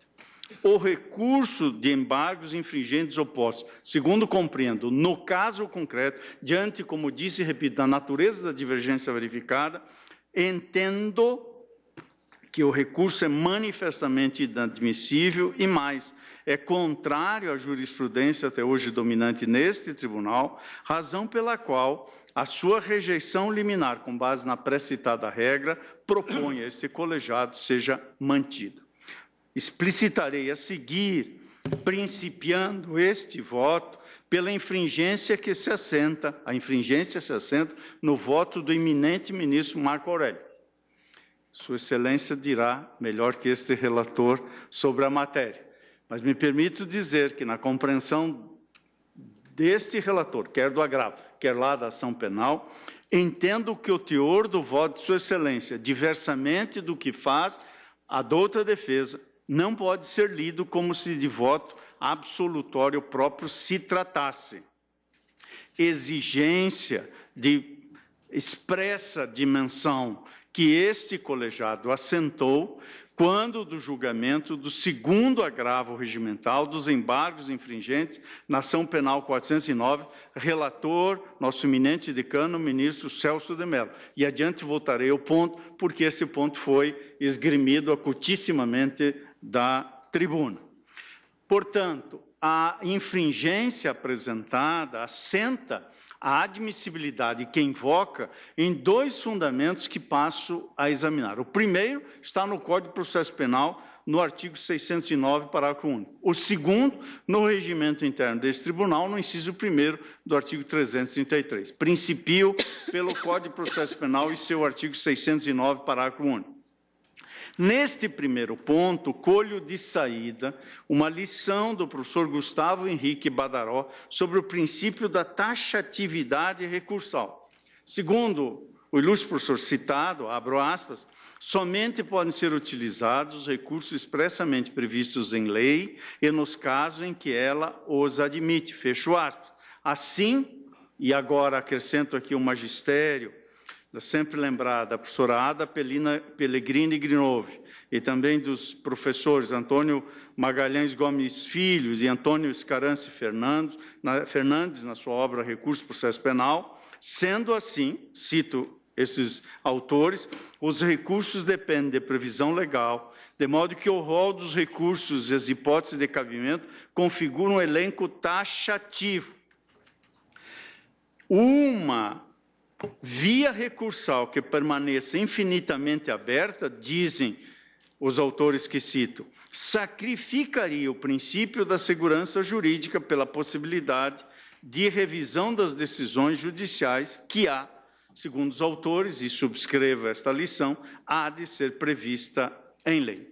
Nessa linha, entendo manifestamente incabível esse primeiro fundamento, ou seja, invocar-se o disposto no parágrafo único do artigo 609 do Código de Processo Penal, para fundamentar o cabimento de embargos infringentes voltados a atacar decisões proferidas em ações penais originárias, qualquer que seja o tribunal que tenha proferido a decisão. Entendo que no Código de Processo Penal, essa modalidade recursal se insere topograficamente no capítulo 5º, que trata do processo e julgamento dos recursos em sentido estrito e das apelações nos tribunais respectivos, então denominados tribunais de apelação. Não fosse isso, é expresso o parágrafo único desse artigo 609 do CPP, ao circunscrever esse recurso ao ataque das decisões desfavoráveis à defesa, não unânimes, proferidas na segunda instância, e cito o respectivo dispositivo cuja leitura me escuso de ler. Esta é a razão pela qual a tradicional jurisprudência dessa Corte, segundo a AURI do exame que fiz, somente admite embargos infringentes fundados nos estritos limites do que dispõe o artigo 609, parágrafo único do Código de Processo Penal, voltados a atacar decisões não unânimes, em desfavor do réu, proferidas no âmbito dos Tribunais de Justiça e Tribunais Regionais Federais e proferidas em julgamentos de apelação ou recurso crime em sentido estrito. Não se admite, portanto, para atacar decisões unânimes, como decidiu este tribunal no habeas corpus 75835 da relatoria do eminente ministro Carlos Veloso, ou de decisões proferidas em sede de revisão criminal, julgamento que cito de 1983, no habeas corpus 6176, relator, ministro Décio Miranda, ou, por igual, no habeas corpus 72664, no mesmo sentido da relatoria do ministro Carlos Veloso, e de decisões que dizem respeito, de mais perto ao tema maior em análise, inadmissíveis são igualmente os embargos infringentes fundados nesse dispositivo para atacar decisões proferidas no julgamento de ações penais de competência originária. E cito o precedente vertido no habeas corpus 74465 nesta direção da relatoria do eminente ministro Celso de Mello, nosso decano, e que ali já suscitava como precedentes os habeas corpus 71949 e 71951. Sua Excelência, naquele julgamento, nosso decano assentou: a norma inscrita no parágrafo único do artigo 609 do Código de Processo Penal não se aplica às hipóteses de condenação criminal, ainda que não unânime, resultante de ação penal originária, ajuizada perante os tribunais regionais federais e os tribunais de justiça dos estados. Eis que os embargos infringentes somente são oponíveis a acórdão proferido em sede de apelação ou de recurso em sentido estrito. Portanto, com todas as vezes, rejeito esse primeiro fundamento e agora examino o segundo, que é o fundamento que está na infringência à luz do inciso 1º do artigo 333 do regimento interno desse tribunal, e nesse me detenho um pouco mais. Sabe-se, e assim principio, sabe-se que este Supremo Tribunal Federal, em 18 de setembro de 2013, ao julgar o 26º agravo regimental da ação penal 470, assentou compreensão segundo a qual ainda subsiste em nosso ordenamento jurídico a regra do inciso 1º do artigo 333 do regimento interno desse Supremo Tribunal Federal, que prevê o recurso de embargos infringentes oponíveis contra decisões não unânimes que julgam procedente ação penal originária. Trata-se de precedente firmado quanto à competência para o julgamento de todas as ações penais originárias, quando a competência era do Pleno desse Supremo, e o cabimento do recurso em tela dependia, então, e naquele contexto, de 4 votos absolutórios divergentes. Adveio a mudança para as turmas. E após a mudança da competência para o julgamento da maioria das ações penais para as turmas, é o que aconteceu com essa, foi julgado perante a primeira turma. O tema, e nisso a defesa tem razão, pelo menos na minha percepção, o tema ainda não restou enfrentado aqui neste plenário pelo exame que fiz da matéria. E ainda que o Tribunal Pleno, portanto, estou agora a admitir que, enfrentando este tema, venha se manifestar, mais uma vez, reiterando, eventualmente, aquela decisão, a subsistência do referido recurso, mesmo após a modificação da competência para o julgamento das ações penais do plenário para a turma, no presente caso, portanto, eu estou a me referir mais uma vez aos embargos infringentes deste caso. No presente caso, os embargos são, os infringentes, manifestamente incabíveis, a despeito de serem fundados na admissibilidade em abstrato de embargos infringentes nesse tribunal. E me explico. Igualmente, entendo, embasado no princípio da taxatividade dos recursos, esse Supremo Tribunal Federal tem dado a previsão do cabimento dos embargos infringentes compreensão circunscrita às hipóteses que estão no regimento assentadas. E aonde se disse isso? Nesta perspectiva, cito por todos o julgamento de 31 de março de 2017, nesse Tribunal Pleno, da relatoria da eminente ministra Rosa Weber, em sede de agravo regimental em embargos infringentes, após embargos de declaração, na extradição 1244, onde se assentou: na esteira da jurisprudência consolidada por essa Suprema Corte, não se mostram admissíveis embargos infringentes contra a decisão majoritária do plenário das turmas do Supremo Tribunal Federal, se tal decisão vier a ser proferida em causa diversa daquelas enunciadas taxativamente em rol exaustivo, números clausos do artigo 333 do Regimento Interno desse Supremo Tribunal Federal. Cita-se aqui também precedente. Qual é a regra, então, desse elenco números clausos? Sustenta o embargante a incidência, e com efeito há mesmo, a incidência do que dispõe o inciso 1º do artigo 333 do Regimento Interno do Supremo Tribunal Federal, segundo o qual, para a defesa, os embargos seriam cabíveis. E aqui me permito ler o dispositivo, embora absolutamente desnecessário, mas apenas para explicitar o voto que trago à colação da deliberação desse colegiado. Prevê o artigo 333 de nosso Regimento Interno, ou melhor dizendo, do Regimento Interno desse Supremo Tribunal Federal, o Regimento Interno é da instituição, cabe embargos infringentes à decisão não unânime do plenário da turma, inciso 1º, que julgar procedente a ação penal. Cabem embargos infringentes à decisão não unânime que julgar procedente a ação penal. Parágrafo único. O cabimento dos embargos em decisão do plenário depende da existência, no mínimo, de 4 votos divergentes. Portanto, aqui se refere à competência do Pleno e, por evidente, não das turmas. Como se vê, a previsão originária dos embargos infringentes estava atrelada ao julgamento da ação penal no plenário. Portanto, demandava aqueles 4 votos absolutórios. O que temos agora aqui, partindo da premissa com a qual eu pessoalmente não estou de acordo e adiante irei expor, mas se partíssemos da premissa que temos um voto absolutório, e em meu modo de ver não o temos, no caso presente, mas se o tivéssemos, estaríamos adotando a regra de 4 votos absolutórios no plenário pela regra de 1 voto absolutório na turma. É o resultado prático, eventualmente, desta compreensão.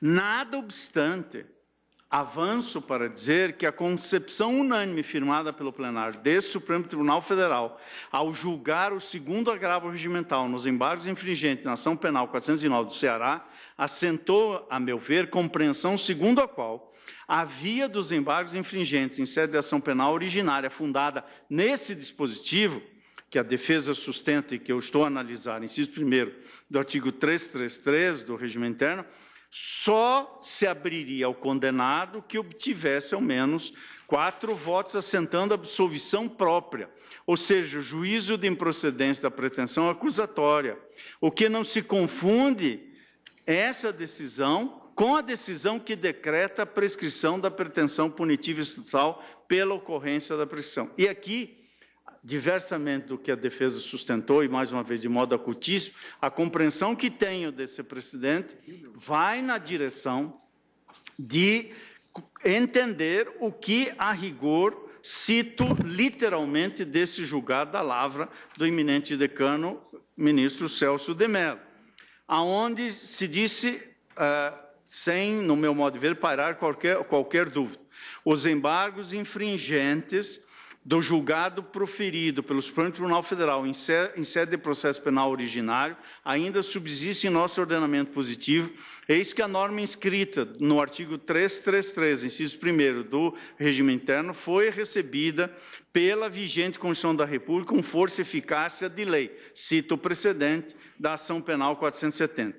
Essa modalidade recursal, de que somente a defesa pode utilizar-se contra condenações penais originárias proferidas pelo Supremo Tribunal Federal, depende, quanto à sua admissibilidade, da existência em favor do réu de pelo menos 4 votos vencidos.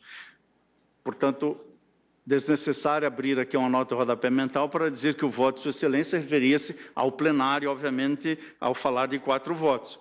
Quanto à sua admissibilidade da existência em favor do réu de pelo menos 4 votos vencidos, de conteúdo absolutório em sentido próprio, não se revelando possível, porém, eis a adversativa, não se revelando possível, porém, para o efeito de compor esse número mínimo, a soma de votos minoritários de conteúdo diverso, como, por exemplo, disse o ministro Celso de Mello, como, por exemplo, a soma de 3 votos absolutórios com 2 votos meramente declaratórios de prescrição penal, precedentes do plenário do Supremo Tribunal Federal. E acrescentava a Sua Excelência, distinção necessária para os fins do parágrafo único do artigo 333 do Regimento Interno do Supremo Tribunal Federal entre votos minoritários de conteúdo absolutório em sentido próprio e aqueles que meramente declaram consumada a prescrição penal. E do acordo, colho o trecho que, em meu modo de ver, resume a questão. Assentou-se no voto. A sentença penal absolutória em sentido próprio é definida pelo magistério da doutrina como aquela em que o Poder Judiciário, examinando a pretensão punitiva do Estado, rejeita o pedido do autor, Ministério Público ou querelante, conforme o caso, vindo a julgar improcedente a respectiva ação penal, definindo, desse modo, mediante resolução de mérito, a lide penal. E aqui cita Sua Excelência a lição de José Frederico Marques e também do professor Fernando Capês, que foi referido à doutrina num sentido diverso, bem como circunstâncias que dão margem à percepção que a defesa teve, mas que eu estou assentando à compreensão que daí pude aurir. Para voltar ao caso concreto, dizendo, no caso concreto, ainda que se parta do pressuposto segundo o qual se mantém a modalidade recursal dos embargos infringentes, como aptos a atacar decisão condenatória não unânime, não estou adentrando nessa discussão abstrata. Estou a discutir apenas a admissibilidade neste caso concreto. Portanto, ainda que se parta, então, que em abstrato, como citei o precedente da ação penal 470, os embargos infringentes são cabíveis para atacar decisão condenatória não unânime, proferida em sede de ação penal originária perante o Supremo Tribunal Federal, dada a modificação da competência do Pleno para as turmas, reduzindo-se o número de votos divergentes, como, direta ou indiretamente, levaria à pretensão do embargante antes de 4 e agora para 1 voto, ainda assim, o voto divergente invocado pelo embargante não se qualifica como absolutório próprio, tal como, em meu modo de ver, requer a jurisprudência do Pleno desse tribunal, razão pela qual o recurso oposto, tal como declarado pelo plenário dessa Suprema Corte em outra oportunidade, é manifestamente incabível. Como se vê do extrato da ata de julgamento da presente ação penal, e agora me reporto à ação penal e ao eminente e ilustrado voto vencido. O único voto divergente invocado circunscreveu a divergência ao reconhecimento de nulidade processual pela ausência de perícia e ao reconhecimento da prescrição da pretensão punitiva. No mérito, o juízo condenatório foi assentado à unanimidade pela primeira turma. Leio a ata. Abre aspas. A turma, por maioria, rejeitou a preliminar suscitada, vencido o senhor ministro Marco Aurélio, revisor. Quanto à prescrição, essa primeira preliminar era da nulidade em face da ausência da perícia. Quanto à prescrição, a segunda preliminar suscitada, também chamada de preliminar prejudicial de mérito, quanto à prescrição, continua a ler a ata, também por maioria a rejeitou o vencido revisor. No mais, impôs de forma unânime condenação ao réu à pena privativa de liberdade de 7 anos, 9 meses e 10 dias de reclusão e a de multa de 248 dias multa no valor de 5 vezes o salário mínimo vigente à época do fato, aumentado em 3 vezes. Impôs o regime inicial de cumprimento fechado, etc., etc., em aspectos que aqui agora me permito não trazer à colação. Isso se deu em 23 de maio de 2017. Os termos do voto vencido do eminente ministro Marco Aurélio, a meu ver, não deixam dúvida a respeito do juízo de procedência do mérito da acusação, assentado também por Sua Excelência, como se vê do trecho abaixo que transcrevo do voto de Sua Excelência, o eminente ministro Marco Aurélio.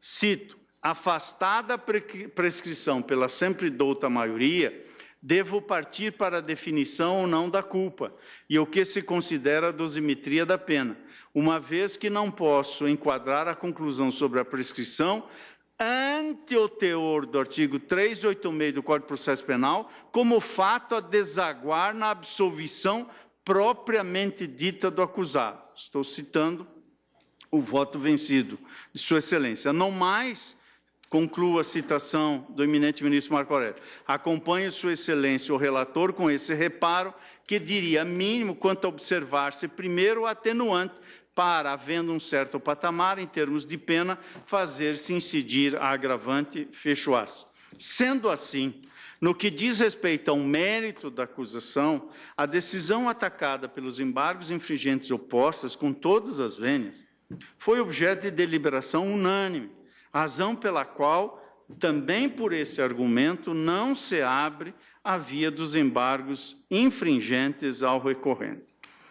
E digo, já marchando para a conclusão do voto, senhora presidente, que a despeito da insurgência do agravante, quanto à decisão monocrática que rejeitou os embargos infringentes, o plenário desse Supremo Tribunal Federal, ao julgar a 11ª questão de ordem, na ação penal 470, compreendeu que cabe ao relator da ação penal originária analisar monocraticamente a admissibilidade dos embargos infringentes opostos em face de decisões condenatórias. Naquela oportunidade, o eminente ministro Joaquim Barbosa, a quem tenho a elevada honra de substituir, de ocupar a cadeira então ocupada de Sua Excelência nesse tribunal, então relator, o ministro Joaquim Barbosa submeteu ao Pleno questão de ordem que buscava resolver, dentre outros, o tema atinente à execução da pena, a execução imediata da pena privativa de liberdade, imposta aos acusados condenados que opuseram embargos infringentes manifestamente incabíveis, porque não obtiveram os 4 votos absolutórios exigidos pelo regimento interno, à época, portanto, pelo Pleno. A questão de ordem foi resolvida no ponto para o fim de atribuir ao relator monocraticamente a análise dos requisitos de admissibilidade, como se lê do seguinte trecho da emenda que transcrevo neste voto.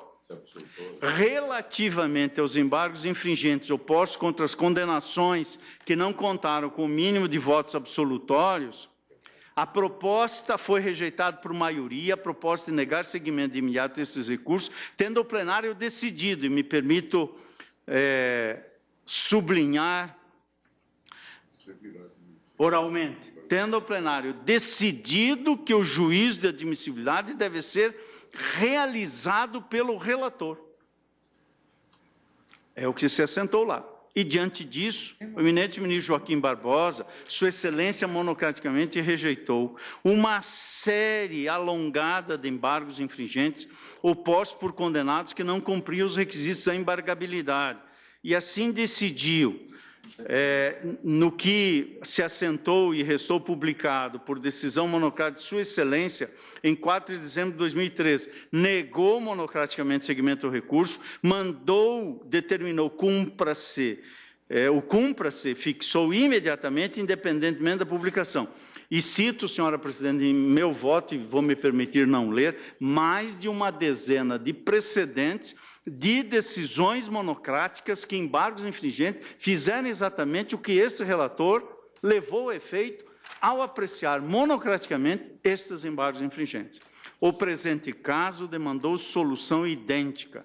A manifesta inadmissibilidade dos embargos opostos na esteira da jurisprudência que considero prevalente até este momento, ao menos nesta Corte, revelou este caráter de inadmissibilidade dos embargos infringentes e, com todas as vênias, portanto, de protelação, razão pela qual não impediu o imediato cumprimento da decisão condenatória. Esses são os fundamentos. Elogio mais uma vez de modo genuíno a sustentação oral que se fez da tribuna, respeito o ponto de vista diverso, não só da defesa, mas dos ilustres pares que têm compreensão em sentido diverso, mas com todas as vênias é o que trago à colação desse colegiado, propondo negativa de provimento ao agravo regimental. É como voto. Antes de colher os votos, eu proponho o intervalo regimental e, na sequência, tomarei os votos quanto a este caso específico. Está suspensa a sessão.